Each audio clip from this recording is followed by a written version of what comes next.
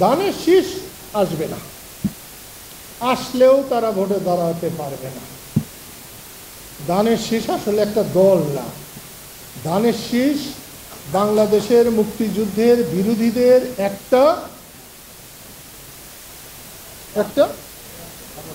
সমষ্টি, একটা কর্পোরেশন, সুবিধাবাদীদের, লুটকারীদের।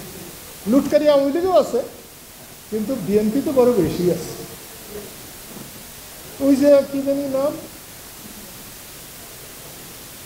নারায়ণগঞ্জের নাম কি, তৈমুর। তৈমুর আমাকে 5-7 দিন আগে বলছে, নেতা আর চাকরি করব না, আর গোলামি করব না। আমি ওরা ধন্যবাদ দিছি যে তুমি যদি বুঝা থাকো যে বিএনপিতে চাকরি ইংল্যান্ডে হইলো এমডি বসে রয়েছে, ওখান থেকে মাসের বেতন, ওখান থেকেই নির্দেশ। আরে বাবা, জিয়াউর রহমানের পোলা তারেক রহমান, তোমার যদি সাহস থাকে তুমি কালকেই আসো বাংলাদেশে, বাংলাদেশে এসে রাজনীতি করো। ভারতে আশ্রয় নিয়ে তুমি কিসের রাজনীতি করবা রে বাবা? ইংল্যান্ডে বৈশা রাজনীতি চলে। বাংলাদেশের রাজনীতি করো, বাংলাদেশে আইসা করো। তুমি কিরকম একটা মানুষ রে বাবা? তোমার মা মরে তারপরে তুমি ইংল্যান্ডে বৈশা থাকো। আমার মার তো আমি পাও টিপতে আমি আমার জান বেরি করে ভালাইছি, তো তোমার মায়ের জন্য তোমার লাগে না?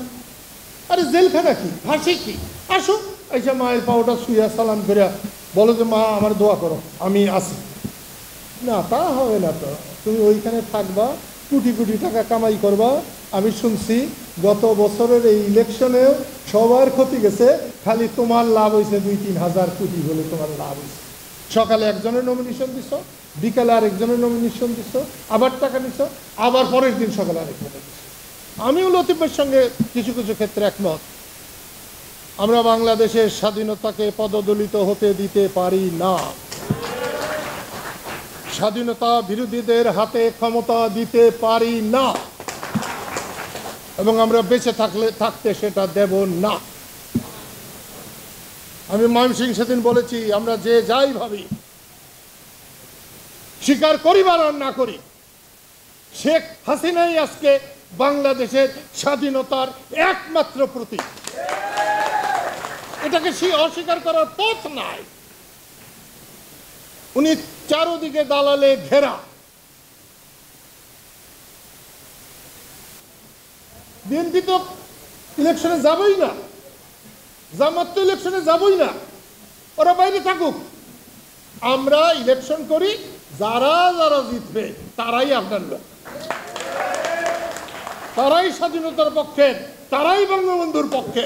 এ কথাটা মনে রাখবেন।